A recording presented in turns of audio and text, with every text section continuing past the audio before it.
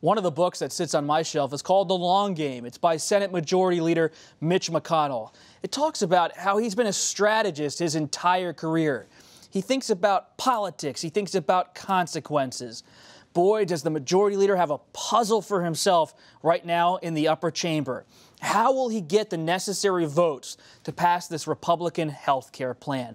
He has to balance moderates on one side, like Susan Collins of Maine, a moderate Republican who has deep concerns about how the legislation would affect her voters, her constituents, the people who rely on Medicaid.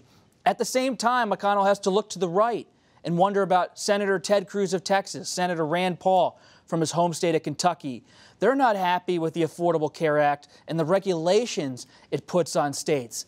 So as the Majority Leader looks at all this, as he surveys the scene, he has to think, how can I get Cruz and Collins on the same bill? How can I keep everyone in line? And something that's passable, should we get it out of the Senate, passable in the U.S. House.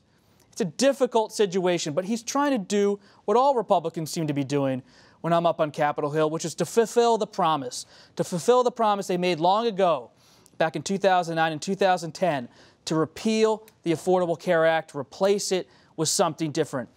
McConnell is under some pressure from the base, but not so much from President Trump. The president is looking to McConnell to get it done, but there's a real eagerness inside of the West Wing to move on to infrastructure, to trade, to tax reform. Healthcare is a box to be checked, not necessarily a long endeavor that the White House and the Senate Republicans want to go through.